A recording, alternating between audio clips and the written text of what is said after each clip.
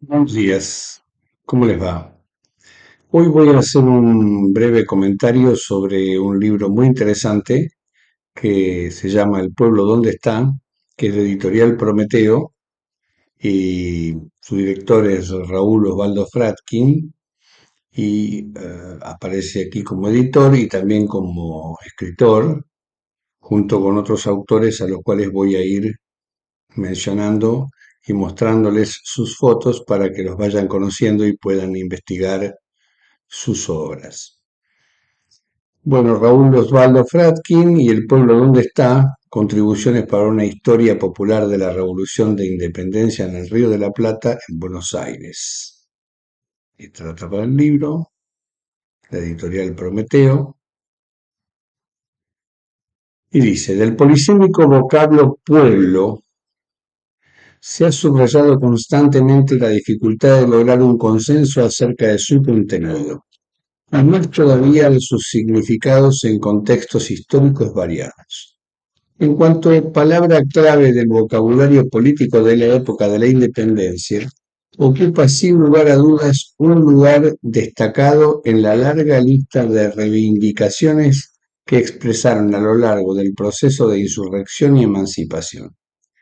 De ahí el interés que hay en elegir una expresión menos ambigua, aunque también necesitada de aclaraciones contextuales, la historia popular, para abordar este período convulso de la historia de América.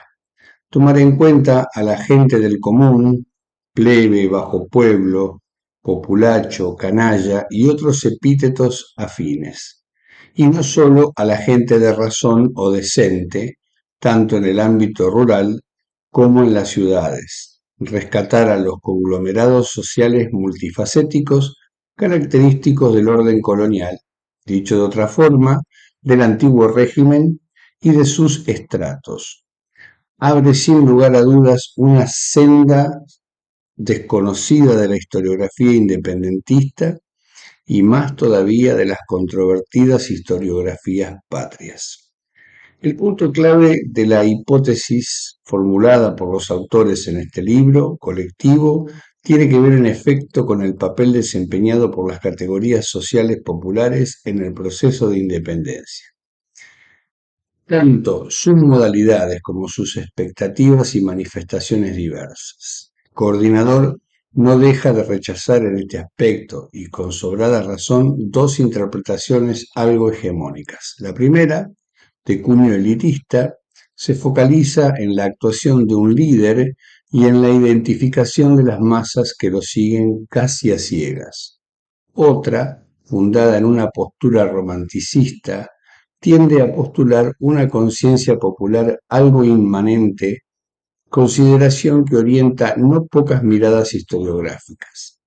La frase que encabeza en título del libro es en realidad emblemática de la situación que se registró en mayo de 1810 en Buenos Aires. Recoge, en efecto, la pregunta del síndico procurador, pregunta que habría de hacerse famosa. Más allá del relato canónico e histórico patriótico de los sucesos de mayo de 1810 y de la exaltación de un pueblo por identificar y definir, considerar la historiografía sobre la participación de los sectores subalternos en el proceso de disolución del orden colonial cobra especial relevancia, habida cuenta de los requerimientos propios de la escritura de una historia nacional, la incorporación del actor pueblo en el relato fundacional de la nación argentina, de la tensión así generada, así como la visión didáctica integrada en la pedagogía patriótica acerca de una revolución popular y callejera. De ahí el repaso por las pretensiones científicas sucesivas, el papel de los padres fundadores, la irrupción del mundo rural y plebeyo y de su contrapartida armada en la historiografía de las postrimerías del siglo XX. La interpretación centrada en los liderazgos políticos más allá de su incorporación en una gesta patriótica fundada en otro tema recurrente, el de los caudillos y de sus bases sociales populares. La nueva fase historiográfica que se inició en las últimas 2 décadas tuvo como consecuencia, al igual que en otros países del continente, una renovación en la historia política a favor de una interpretación atlántica de los procesos revolucionarios y el reconocimiento parcial, hasta una fecha muy reciente, de los actores políticos subalternos, campesinos, esclavos, indígenas, de las mismas, apoyándose en avances recientes de la historia económica y social, la historia política y la historia del mundo indígena. Este libro colectivo intenta subsanar las lagunas de la historiografía sobre el proceso de independencia y abrir el diálogo en una perspectiva continental. Varios estudios superan en efecto las fronteras comúnmente admitidas del género independentista, a la par que trascienden los límites estrictamente cronológicos del mismo. Así, el primer estudio hace hincapié en la conformación de las culturas populares, con especial insistencia en el caso bonaerense. Raúl Fradkin, aquí tenemos foto, considera las relaciones entre cultura política y acción colectiva en los años 1806 y 1829, entre esos años. Sus transformaciones mutuas que hacen de la ciudad de Buenos Aires un caso emblemático y preocupante para sus élites, incluso para su élite revolucionaria, si consideramos los debates públicos de la década de 1810 y las diversas memorias sobre el particular, del ejercicio de exploración que supone este contrapunteo. Gabriel Di Meglio prolonga y profundiza los estudios centrados en Portobello, conformado por los esclavos y libertos. Hace hincapié en la importancia porteña que iban a dejar en la política local junto al elemento miliciano. Beatriz Bragoni intenta definir a la cultura política plebeya y las sendas de la politización plebeya en el caso de Cuyo, tales como asoman en un proceso criminal iniciado en Mendoza, siempre durante los años de una revolución asentada en la adhesión patriótica y la reivindicación de la libertad civil para los esclavos. Ana Frega estudia la conflictividad interna de los movimientos insurreccionales, los seguidores de Artigas. Sara Mata de López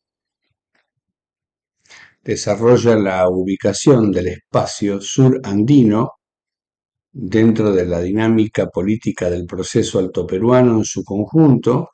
En este capítulo desentraña los mecanismos de la insurrección en su vertiente rural y popular en la provincia de Salta y los Andes del sur, así como la importancia creciente de los líderes guerrilleros en el escenario local y la consiguiente incapacidad del ejército de Buenos Aires de conservar bajo su control a estas provincias.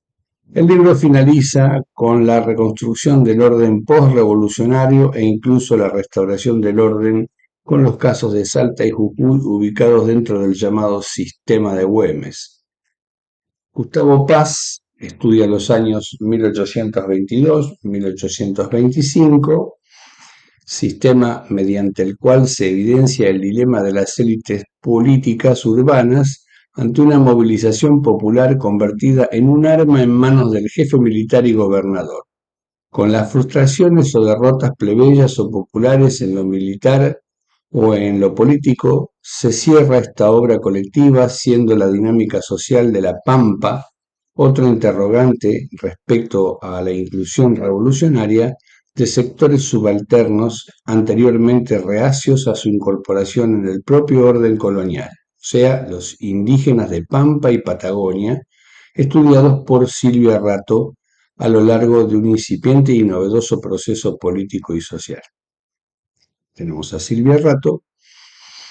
Estos aportes muy diversos, aunque no menos precisos a la comprensión de la historia popular, de la Revolución de Independencia, contribuyen, sin embargo, en precisar no pocos interrogantes acerca de la participación popular y de los ciclos tumultuarios de los procesos enfocados anteriormente desde su vertiente elitista e institucional. Tienden a subrayar además las necesidades de seguir planteando este tipo de estudios en una perspectiva regional sistemática, siendo la palabra clave de este valioso conjunto no el consabido binomio resistencia-rebelión, sino la ambigua, aunque imprescindible, cultura política que convierte desde adentro en muchos casos, ejemplo de las milicias, a los protagonistas populares en actores políticos reconocidos muy distintos a las plebes que solían seguir a los caudillos regionales en la historiografía de antaño. Espero les sea de utilidad y puedan ampliar sus conocimientos a través de estos especialistas de la historiografía.